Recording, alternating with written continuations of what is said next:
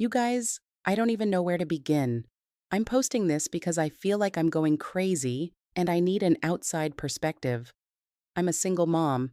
I work from home as a freelance graphic designer, which means my life is basically a constant state of controlled chaos, juggling deadlines and school pickups. My daughter Maya, she's 9, and she's the sweetest, quietest kid you'd ever meet. She's the kid who draws superheroes in her notebook instead of playing tag. She's the kid who cries if she accidentally steps on a snail. She's gentle. That's the word. Gentle. So, when I got the call yesterday, I thought it was a mistake. I was deep in a branding project, probably had my do not disturb sign on my brain, and I missed 3 calls in a row from the elementary school. Then my phone buzzed with a text from the vice principal, Mr. Barnes. All it said was, "Urgent. Please come to the school immediately. There has been a serious incident involving Maya. The police are here." My heart didn't just drop, it evaporated. Police? For Maya? I think I teleported to my car. I don't remember grabbing my keys or putting on shoes. That 10-minute drive felt like an entire lifetime. Every horrible scenario played out in my head. Did she see something terrible? Was she a witness? Was she hurt? I pulled into the school lot and my blood turned to ice. There wasn't just a police car. There were 2 police cars and an ambulance, its lights still flashing. I ran into the building, and the secretary, who usually smiles and offers me coffee, just looked at me with this pity. It was awful. She pointed me toward the VP's office, and I could hear arguing before I even got to the door. I pushed it open, and the scene just didn't compute. Mr. Barnes, our VP, looked like he'd seen a ghost. There was a woman I recognized, Mrs. Davenport. She's a high-powered real estate agent in town, the kind who has her face on billboards. Her husband, Dr. Davenport, a well-known dentist, was standing next to her, still in his light blue scrubs, his arms crossed, looking furious. And there was an officer, Officer Chen, our school resource officer, standing by the window. The second I walked in, Mrs. Davenport whirled on me. Her voice wasn't just loud, it was shaking with rage. You need to control that animal of yours. Do you have any idea what she's done?" I was so confused. I just looked at Mr. Barnes and asked, "Where is Maya? Is she okay?" And that's when Mrs. Davenport laughed, a cold, sharp laugh. "Is she okay? My son is at the hospital being prepped for surgery. Your daughter attacked him." I couldn't speak. I looked at Officer Chen. He had this grim, tired look. He explained that there was an incident during the high school's lunch period. Our elementary school shares a campus and a cafeteria field with the high school, a stupid design choice everyone complains about. He said my 9-year-old, 60-pound daughter had apparently assaulted Mrs. Davenport's 17-year-old son. Her son, Kevin, the starting quarterback for the high school team, a kid who is easily 6'2" and built like a truck. The accusation was so absurd I almost smiled. I said, "There has to be a misunderstanding. Maya wouldn't, she can't."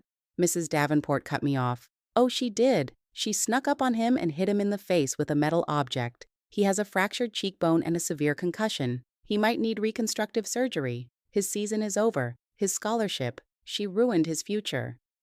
She was screaming at me. Dr. Davenport then stepped forward, his voice low and menacing. "We are pressing full charges. Assault with a deadly weapon. We want her processed." Processed. My 9-year-old daughter. I felt the floor tilt. I demanded to see my daughter. I wasn't going to listen to another word until I saw Maya. Mr. Barnes, finally speaking, nodded and led me out, while Officer Chen told the Davenports they needed to wait. As I walked down the hall, I could hear Mrs. Davenport shouting, "This isn't over. We will see you in court." I was trembling so hard I could barely walk. What in God's name had happened? How was this real? My tiny, gentle, snail-saving daughter, putting a high school senior in the hospital? It was impossible. That's just the first 20 minutes. It gets so much worse and so much more complicated. I really need to get this all out. Do you guys mind if I keep going? I really need to tell someone. Okay, thanks. So, Mr. Barnes, the VP, he leads me to the school counselor's office. It's this little room with beanbag chairs and posters about feelings, and it smells like cinnamon. And in the corner, on one of the beanbags, is Maya. She looks so small. She had her knees pulled up to her chest, her face buried in them. When she heard me, she looked up, and I'll never forget her expression. She wasn't crying. She wasn't scared. She looked focused, determined, and her knuckles were all scraped and bloody. Not from hitting someone, it looked like she'd fallen hard on the asphalt. I rushed over and knelt in front of her, checking her for injuries. Maya, honey, are you okay? What happened? Tell me what happened. The counselor, Ms. Gable, kind of hovered nearby and said softly, She hasn't said a word. She just keeps asking if Leo is okay. I had no idea who Leo was. I turned back to Maya. Who is Leo, sweetie? Are you hurt? Maya just looked at me, her eyes laser focused, and she said 5 words that completely changed the trajectory of my entire life. She said, Mom, they were hurting Leo. My blood pressure spiked. Leo. I suddenly knew exactly who Leo was. Leo is a 6-year-old in the first grade special needs program. He has Down syndrome and is mostly nonverbal. He uses a specialized tablet to communicate, and he's this bright, happy little boy who always waves to Maya when I pick her up. They're friends. Maya often sits with him during the buddy recess program. She helps him with his drawing app. My stomach twisted. What? What were they doing to Leo, Maya? And then the story came tumbling out. Not in a rush, but in this very precise, clinical way that was almost scarier than crying. Maya said she was drawing on the edge of the field when she heard laughing. Not fun laughing, she said. Mean laughing.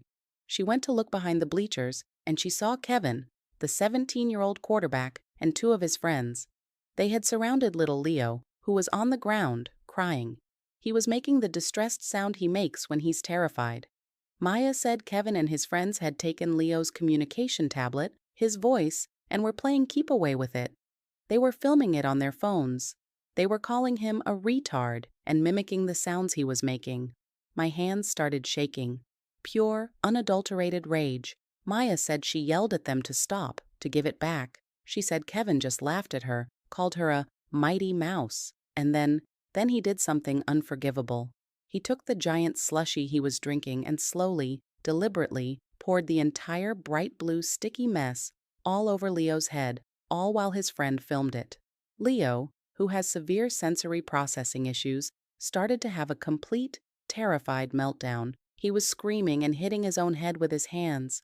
Maya said they were laughing harder than ever.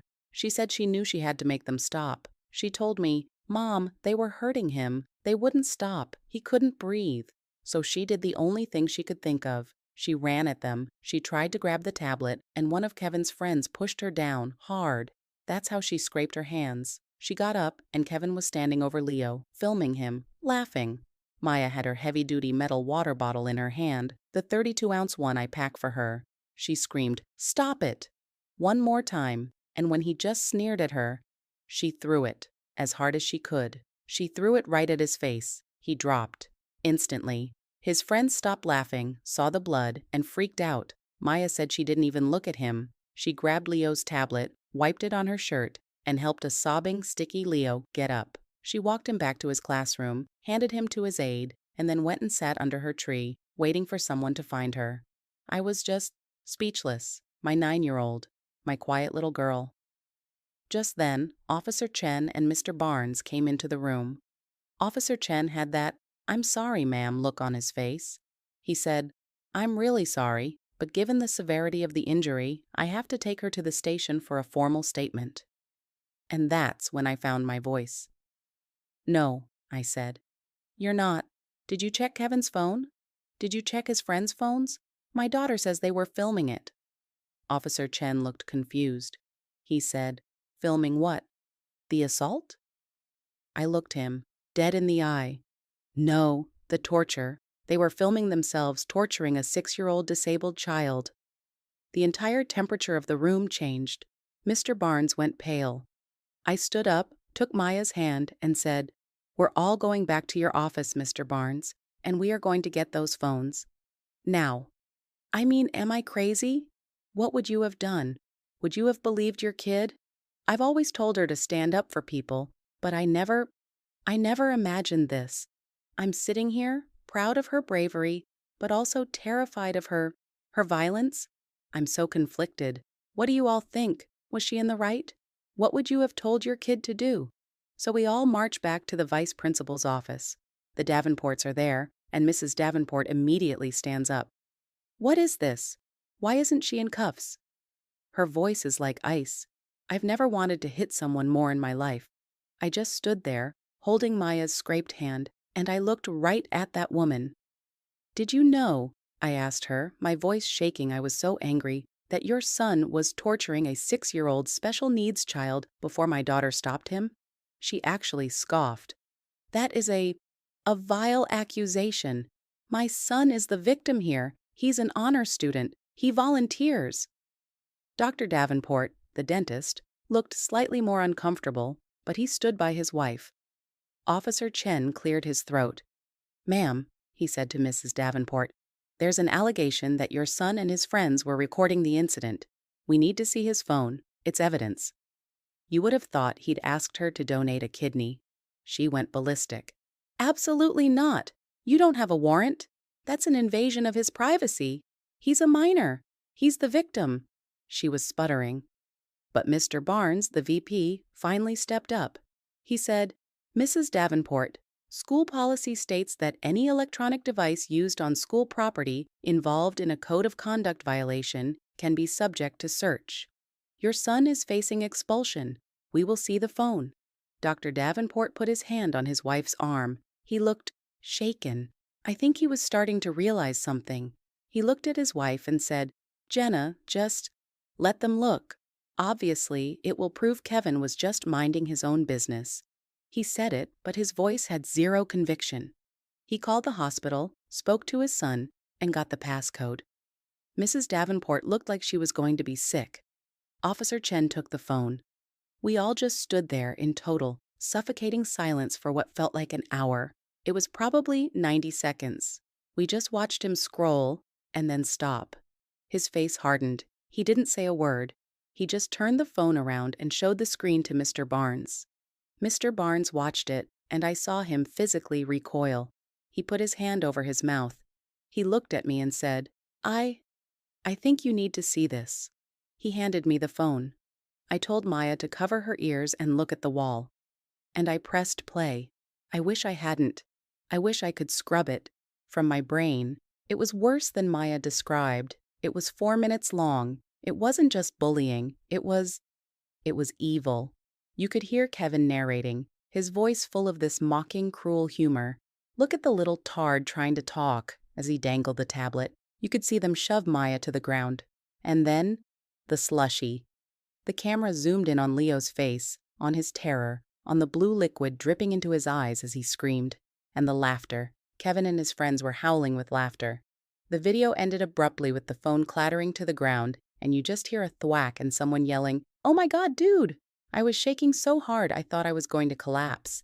I handed the phone back to Officer Chen. I couldn't feel my legs. The silence in the room was deafening. Mrs. Davenport was as white as a sheet. She whispered, "Boys. They're just being stupid boys. It's a prank. It doesn't mean—" I snapped. I don't even know what I said. I think I just screamed at her.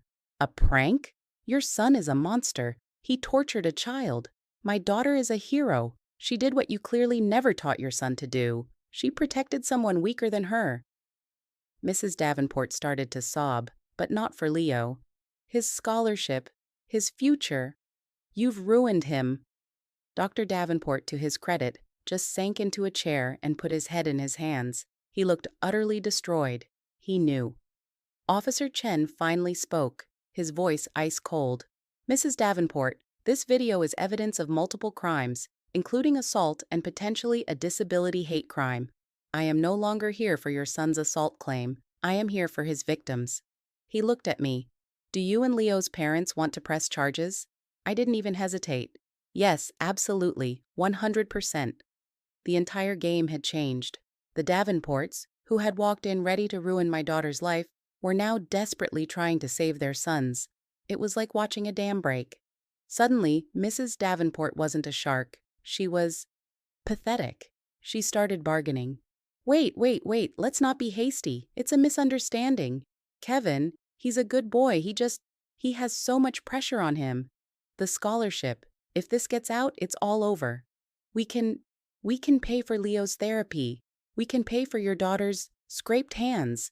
We'll drop all the charges against Maya, obviously. Just, please don't file charges against Kevin. It'll ruin him. Her husband just sat there, looking at the floor, mortified. He knew it was over. I just looked at her. I was so disgusted I could barely speak. I said, "The only thing I want is for your son to face consequences for what he did, and for every charge against my daughter to be erased, with a formal apology from this school for ever believing her to be the aggressor." Officer Chen nodded. "That's a given. Ma'am, your son is going to be arrested." He then read her rights, as he was now questioning her about whether she knew about this, as the video was clearly part of a long-running series on his social media. We left. I took Maya, we got our hands cleaned by the nurse, and we drove home. We didn't talk. I held her hand the whole way. When we got inside, she finally just crawled into my lap and cried. Not for herself, but because she was still worried about Leo. That night, I called Leo's parents. It was the hardest call I've ever made. His mom, Sarah, just broke down. She said Leo had been having nightmares for weeks, terrified of big boys, but he couldn't explain why. Now it all made sense. She was so grateful to Maya, she called her Leo's little guardian angel. That's when I finally cried. The next few days were a blur of lawyers and social workers. The DA saw the video and fast-tracked the case. The charges against Kevin were serious: aggravated assault, harassment of a disabled person, and more. His friends were also charged as accomplices. The school expelled all three of them. But the weirdest part happened about a week later. I got a call from the clerk for a juvenile court judge, Judge Al-Jamil. She wasn't presiding over Kevin's case, which was separate. She wanted to meet with me and Maya. I was terrified. Was Maya still in trouble? The clerk assured me she wasn't. We went to the courthouse, and this woman, Judge Al-Jamil, who was incredibly warm but had these eyes that saw everything, invited us into her chambers. She didn't talk to me. She talked to Maya. She had a copy of the police report and Maya's statement. She asked her, "Maya, why didn't you just go get a teacher?" And my daughter, in her tiny 9-year-old voice, said, "Because they were hurting him right then. A teacher was too far away. He was scared."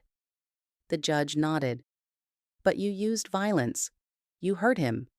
You know violence is wrong, right?" Maya said, "Yes, ma'am, but protecting someone is more right. Letting them hurt Leo was more wrong." Judge Al-Jamil just stared at her for a full minute. Then she looked at me. "Ma'am, I was a social worker for 20 years before I was a judge. What your daughter has, this moral clarity, it's something I try to teach law students, and most of them never get it."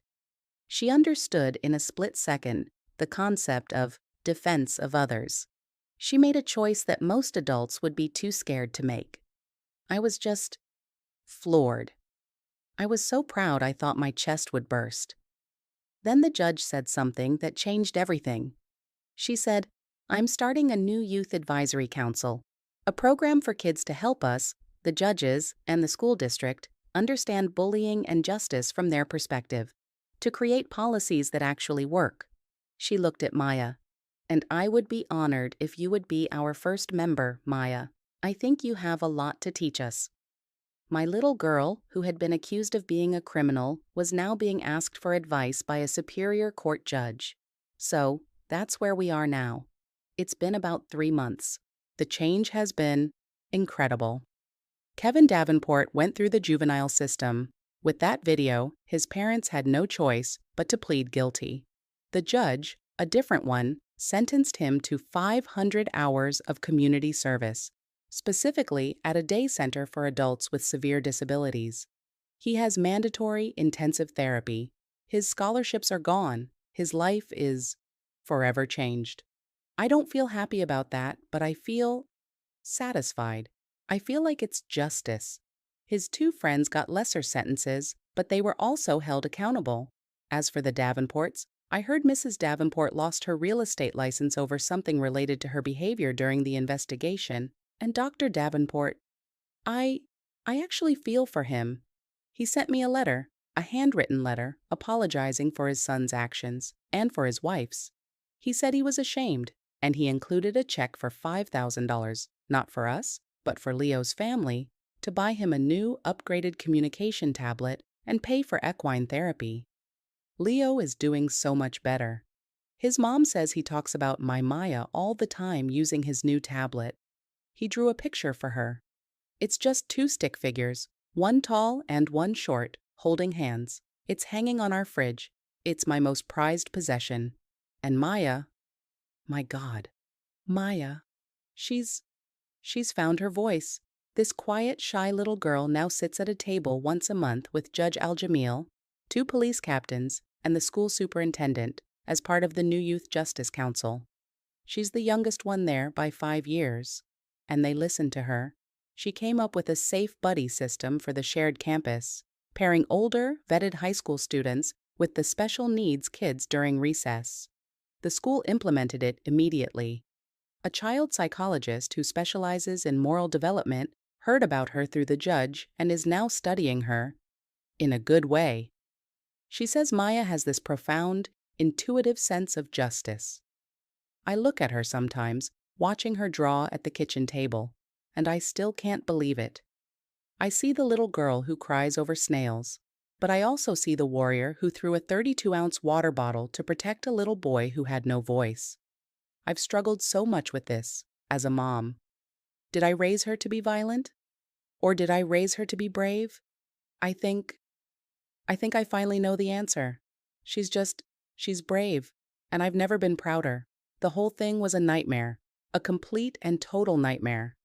But seeing my daughter find her purpose and seeing real, tangible good come from such an awful, violent moment, it's been the most profound experience of my life. So, that's the story.